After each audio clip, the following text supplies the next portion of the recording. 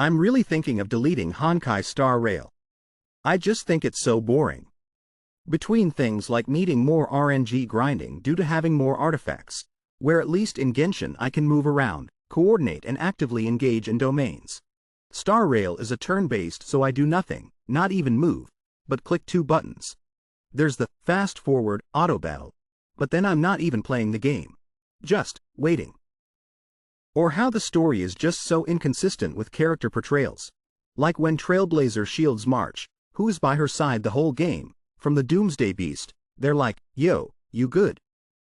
But when Firefly, whom you've only met for like 30 minutes, first gets rammed by the zone, Trailblazer breaks down like she lost her family. I'll be honest, I've only gotten to the sandbox. You get shrunk down in the sandbox with Ratio, but, so far, Penacony has the worst story in Honkai starrail. Why? Because, well, the best way to put it is, they tried to pull a Fontaine/Navia, but just missed all the beats. Imagine the Poison disaster and everything with Navia after, but they did it during Linny's trial. Yeah, it's sad, but it was just so soon there was no real time to connect. That's like Firefly in a nutshell. You crash on Penacony, you find her being harassed by 2 people. She give you a tour of where you already explored. Then Sampo's like, hey, she hiding something. So you ask her, you hiding something?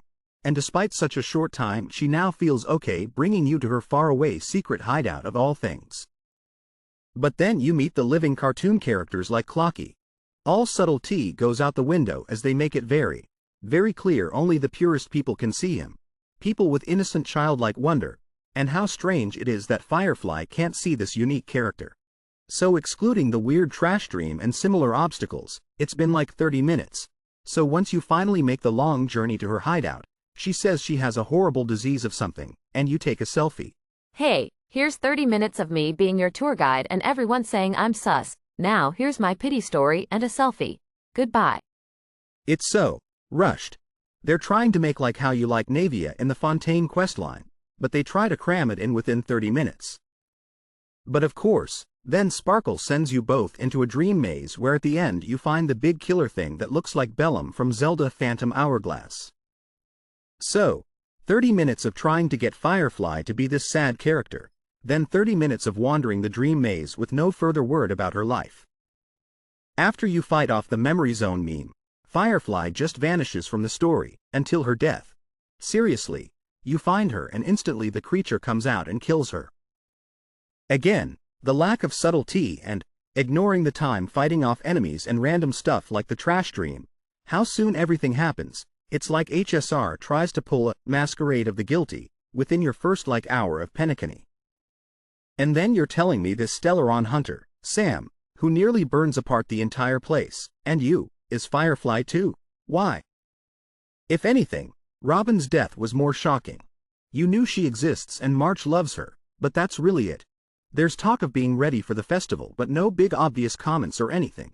Then after Firefly's loss, you're taken in, then suddenly showed Robin's body. That was a sudden surprise and goes to show the MZM is acting fast. But even then, apparently she still lives. So, all tension is gone for me. So, yeah.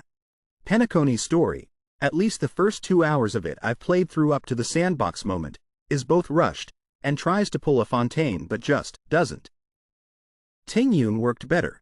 She was there to guide you since the start. Her comments were subtle. Her foreshadowing was barely noticeable in the moment. She was with you for most of the story journey, so there was time to get with her. Firefly also ruins any future element of surprise. She was a tour guide. Tingyun was tour guide. This means in the next region, if we get a tour guide, we'll instantly know they're the bad guy. Or, the devs will think people like me have caught onto their pattern and goes, the next tour guide will not be a bad guy. Either way, they dug themselves into the 3 strikes pattern. And have you ever heard of less is more? People praise SR for every event being permanent, but this is precisely why I prefer Genshin keeping it limited. SR's event is as long, if not longer, than the main stories, and they give each region like 4 or 6 of them. It's like homework. Question 1, 2, 3, and 4. But then you find out it's 1, A, B, C, D, E, F, 2, A, B, C, D, 3, A, B, C, D, E, F, etc. So like 4 to 6 plus events per region, longer than main story quests, with so many things to do in them. I couldn't even finish the Belobog Museum or get through the weird critter creation thing before Penacony came out. Not to mention there's the Forgotten Vale, Simulated Universe and, just, frickin', And people call Genshin the Grindfest. Plus, I've had to delete Steam games twice to fit SR updates, the same games I could keep with every Genshin update. So in short, a combo of having way too much non-engagement grinding and RNG, being overly burnt out burdened with the never-ending event content, and Penacony being a flop, I just lost interest. Just let me do my Genshin commissions and be done. I don't wish for commission, daily mission, assignments, and fucking etc.